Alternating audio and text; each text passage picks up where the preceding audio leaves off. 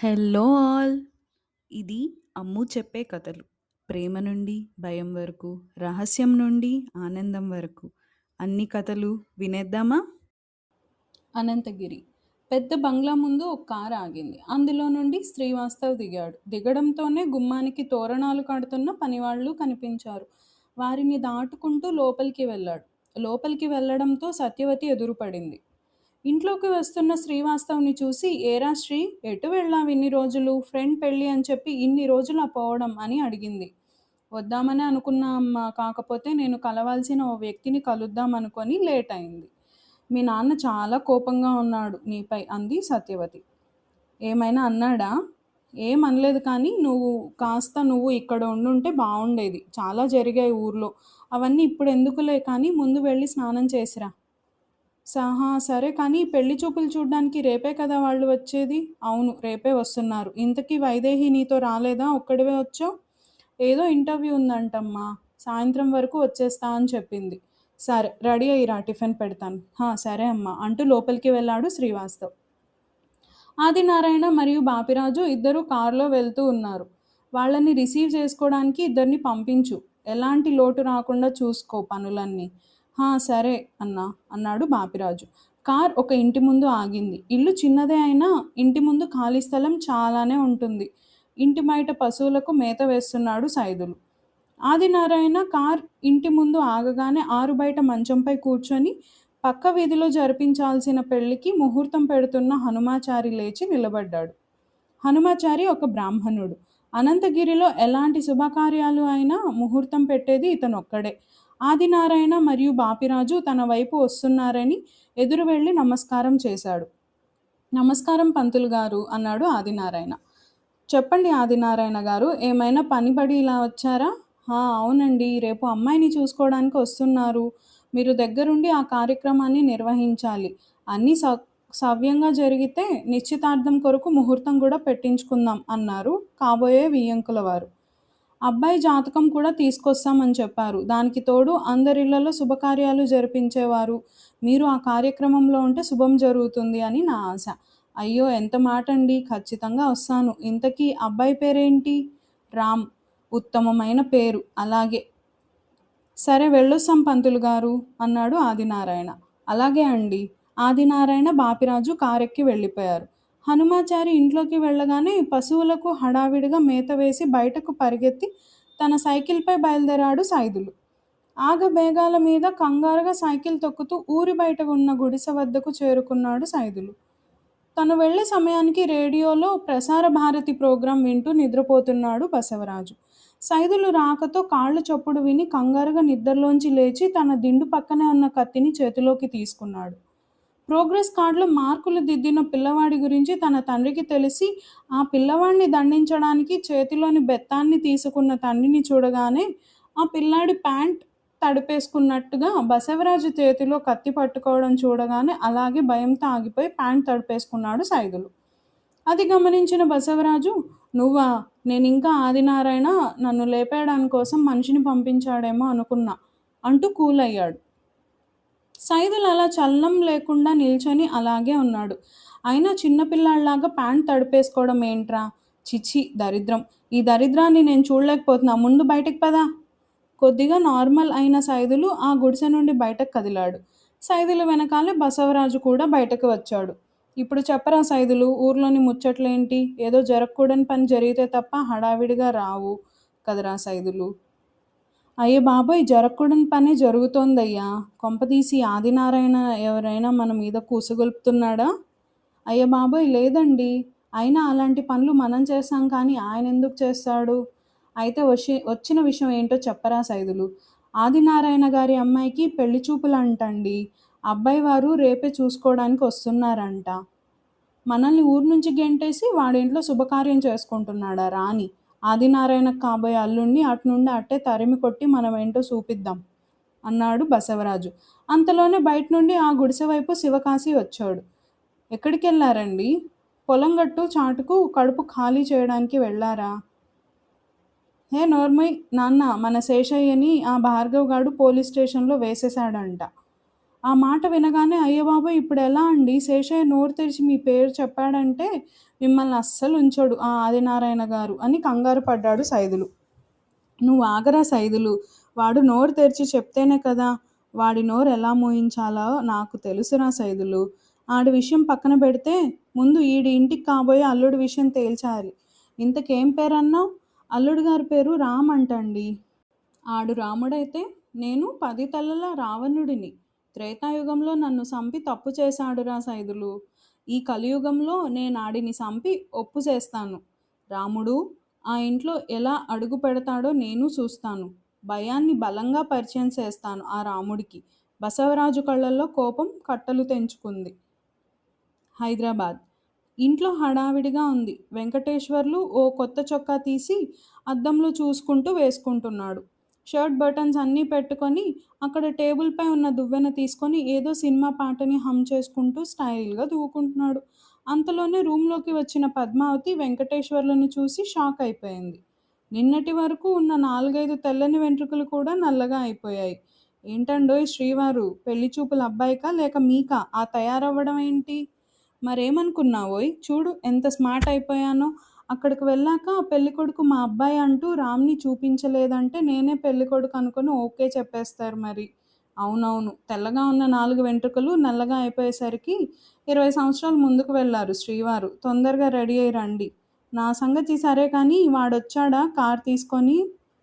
Car తీసుకురావడము అయింది. దాన్ని clean చేయడం కూడా అయిపోయింది అంది పద్మావతి. ఓ నాదే లేట్ అన్నమాట. శాంతి రెడీ అయిందా? అందరూ రెడీ అయ్యారు. మీరు దిద్దుకోవడం ఆపేసి రండి. పద్మావతి వెంకటేశ్వర్లు హాల్లోకి వచ్చారు. ఇంటి గేట్ దగ్గర రామ్ శాంతి నిల్చొని ఉన్నారు. అన్నయ్య, అమ్మాయిని నేను చూసి ఓకే చేసిన తర్వాతే నువ్వు ఓకే చేయాలి. బాగుంది బాగుంది. రిషి నువ్వు ప్రేమించుకున్న తర్వాత నాకు చెప్పారు. కానీ నాకు చెప్పిన తర్వాత రిషిని ప్రేమించావా? అబ్బా అన్నయ్య, అది వేరు ఇది వేరు. అవునవును, అది ప్రేమ ఇది పెళ్ళి. ఇంతకి తాళం వేసి నడుచుకుంటూ వస్తున్న పద్మావతి వెంకటేశ్వర్లు రామ్ అనే మాటలు విన్నారు. ఏంట్రా ప్రేమ పెళ్ళి అంటున్నావు? కొంపదీసి వైజాగ్లో ప్రేమ వ్యవహారం ఏం పెట్టలేదు కదా? వెంకటేశ్వర్లు అన్న మాట వినగానే రామ్కి వైదేహి గుర్తొచ్చింది. వైదేహికి చెప్పకుండా పెళ్లి చూపులకి వెళ్తున్నాడు. ఈ విషయం వైదేహికి తెలిస్తే తన ప్రేమ పరిస్థితి ఏంటా అన్న ఆలోచనలకు ఆందోళనకు గురయ్యాడు. కానీ తనకు తెలిసే అవకాశమే లేదు కాబట్టి కొద్దిగా తన మనసుకు సర్ది చెప్పుకున్నాడు. నలుగురు కలిసి కారులో అనంతగిరి బయలుదేరారు. అనంతగిరికి 3 కిలోమీటర్ల దూరంలో ఇరువైపులా పచ్చని చెట్లతో చాలా అందమైన ప్రకృతిని తలపించే ఆ రోడ్డుపై కార్ వేగంగా వెళ్తోంది. కార్ని డ్రైవ్ చేస్తున్నాడు రామ్. తీవ్రమైన వర్షపాతం కారణంగా వేగంగా పారుతున్న సెలయేరు. వర్షం ఆగిపోయిన తర్వాత వేగం తగ్గించినట్టుగా వేగంగా వెళ్తున్న కార్ కొద్ది కొద్దిగా తన వేగాన్ని తగ్గించుకుంటూ స్లో అవుతుంది. అలా స్లో అయిన కార్ వేగం కొన్ని క్షణాల తర్వాత ఒక దగ్గర ఆగిపోయింది. ఏమైందిరా ఎక్కడ ఆపావు అన్నాడు వెంకటేశ్వర్లు. ఏమో నాన్న, నేను ఆపలేదు, అదే ఆగిపోయింది. సరైన సమయానికే బ్రేక్ పడడం అంటే ఇదే. కార్ తీసుకురమ్మన్నా కదా అని ఏ కార్ పడితే ఆ కార్ తీసుకొస్తావా? ఆ ప్రసాద్ గాడు బాగా దూరం అయితే ఇవ్వడం కుదరదు అని చెప్పాడు. అందుకని 10 కిలోమీటర్స్ దూరమే అని చెప్పాను. వాడేమో ఈ కార్ ఇచ్చాడు. సరిపోయింది. ఒక్క పని సరిగ్గా చెయ్యవు. ఊరుకోండి, వాడికేం తెలుస్తుంది ఇవన్నీ, చిన్నపిల్లాడు వాడు అంది పద్మావతి. ఇప్పుడెలా అన్నయ్య అంది శాంతి. ముందు కిందకి దిగుదాం. రామ్ డోర్ తీసుకొని కిందకి దిగాడు. రామ్తో పాటు మిగిలిన ముగ్గురు దిగారు. రామ్ వెంటనే కార్కి ముందు భాగంలో ఉన్న ఇంజన్ డిక్కీ ఓపెన్ చేశాడు. అందులో ఏదైనా ప్రాబ్లంగా ఉందేమో అని చేయితో టచ్ చేశాడు. ఇంజన్ బాగా వేడిగా ఉండడం వల్ల అక్కడక్కడ పొగొస్తుంది. రామ్ చేయి ఇంజన్కి కొద్దిగా టచ్ చేయడం వల్ల చేతికి చిన్నగా వేడి తాకిడి తెలిసింది. దానితో తన వేలిని నోటితో నెమ్మదిగా ఊదుతూ ఉన్నాడు.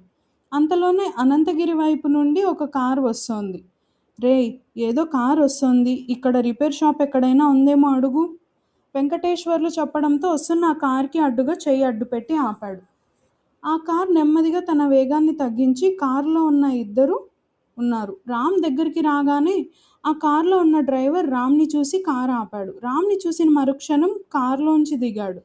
ఓ మీరిక్కడున్నారా? చాలాసేపటి నుండి మీకోసం అనంతగిరి బస్ స్టాప్లో ఎదురు చూస్తున్నాను. రాకపోయేసరికి దారిలో ఏదైనా ప్రాబ్లం వచ్చిందేమో అని ఎదురుగా వెళ్దామని వస్తున్నా. ఇంతలోనే మీరే కనిపించారు. రామ్ మీరు అన్నాడు రామ్. మేమా? ఆదినారాయణ గారు పంపించారండి. హమ్మయ్య! సరే పద వెళ్దాం. సరే. మీ ముగ్గురు కార్‌లో వెళ్ళండి నాన్న. నేను రిపేర్ చేయించుకొని డైరెక్ట్‌గా ఇంటికి వచ్చేస్తాను. ఎలా వస్తావురా? నీకు ఇల్లు తెలీదు కదా! టెక్నాలజీ వాడుకోండి నాన్న. ఇంటికి వెళ్ళగానే లొకేషన్ వాట్సాప్‌లో పెట్టండి అన్నాడు రామ్. కారులో వచ్చిన ఇద్దరిలో డ్రైవర్ పక్కన కూర్చున్న వ్యక్తి దాంట్లో ఏముందండి? రేయ్! నువ్వు సార్ వాళ్ళని ఇంటికి తీసుకెళ్ళు. నేను అల్లుడు గారితో ఉంటాను. ఊర్లో ఉన్న మెకానిక్‌ని రమ్మని చెప్పు ఇక్కడికి. రిపేర్ అయిపోగానే ఇంటికి తీసుకువస్తాను అని ఆ కార్ డ్రైవ్ చేసిన వ్యక్తితో అన్నాడు. సరే అంటూ ఆ కారులో నలుగురు ఎక్కారు.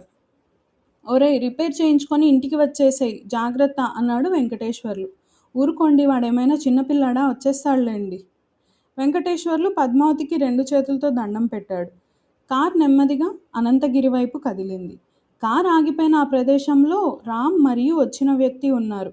హాయ్ అండి అల్లుడు గారు, నా పేరు జగదీష్ అంటూ తన పరిచయాన్ని రామ్ ముందు ఉంచాడు జగదీష్. ఆదినారాయణకి జగదీష్ కొద్దిగా దగ్గర బంధువు. వయసు 45 సంవత్సరాలు అయినా కానీ ఇంకా పెళ్లి కాలేదు. జగదీష్ గారు ఇంకా ఎంతసేపు పడుతుంది ఇక్కడి నుండి?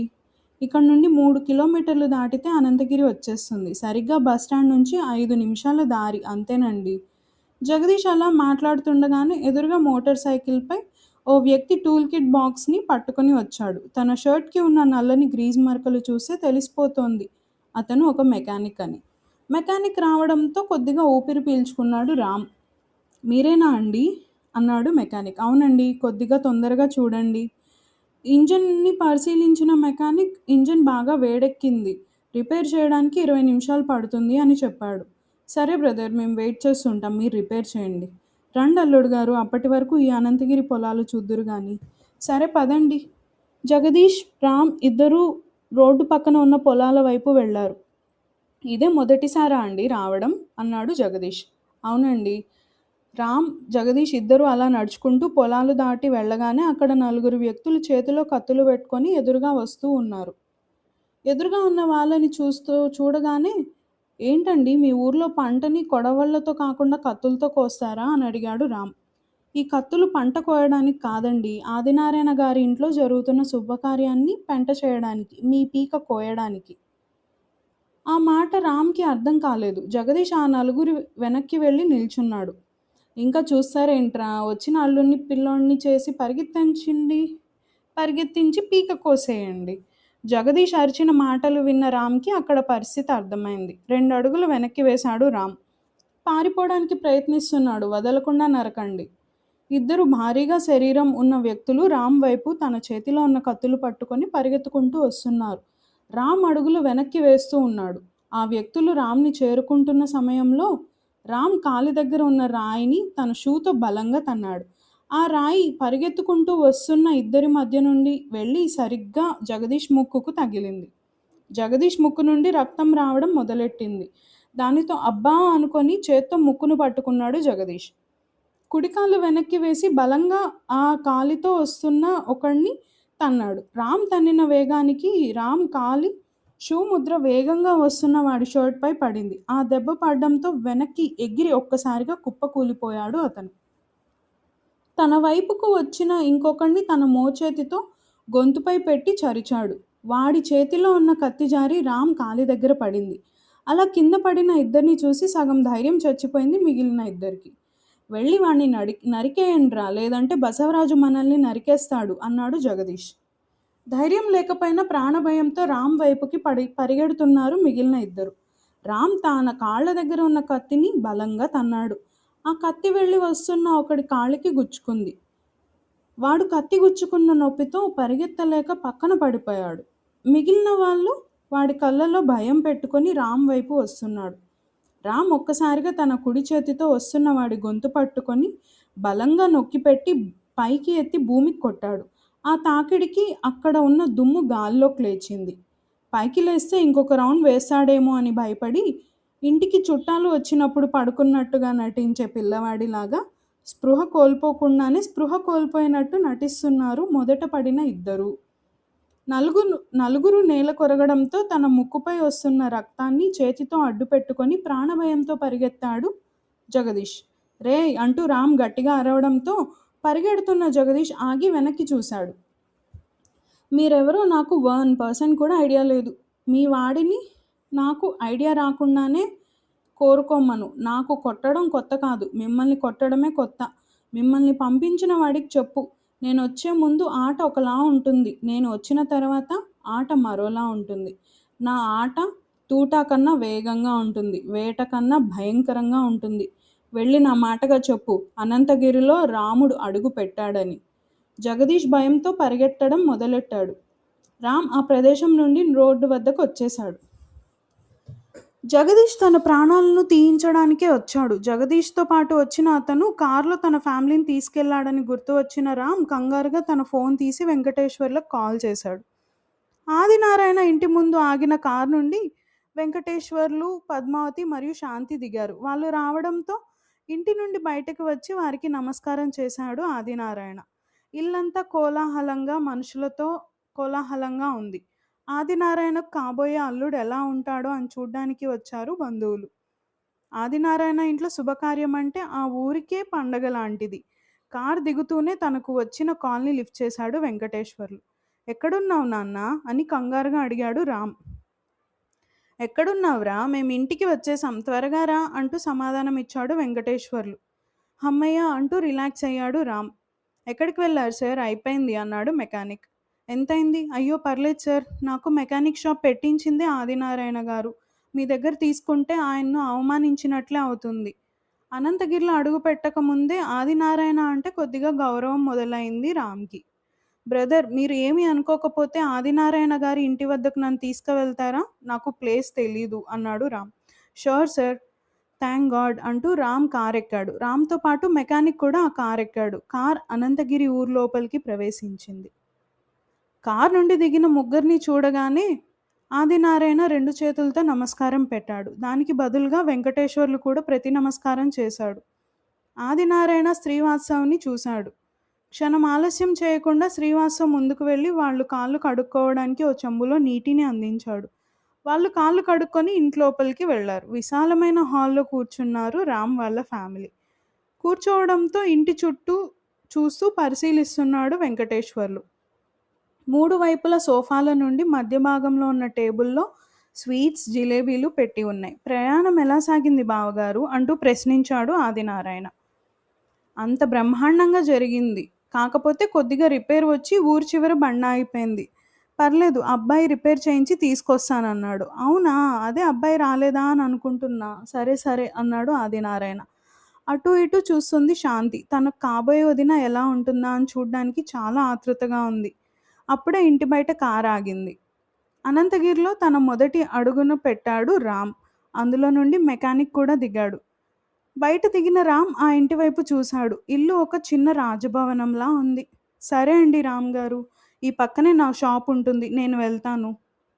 థ్యాంక్ యూ అండి, థ్యాంక్ యూ సో మచ్ అన్నాడు రామ్. అయ్యో పర్లేదండి అంటూ ఇంటి బయటకు వెళ్ళిపోయాడు మెకానిక్. రామ్ తన అడుగులు ఆ ఇంటి వైపు వేశాడు.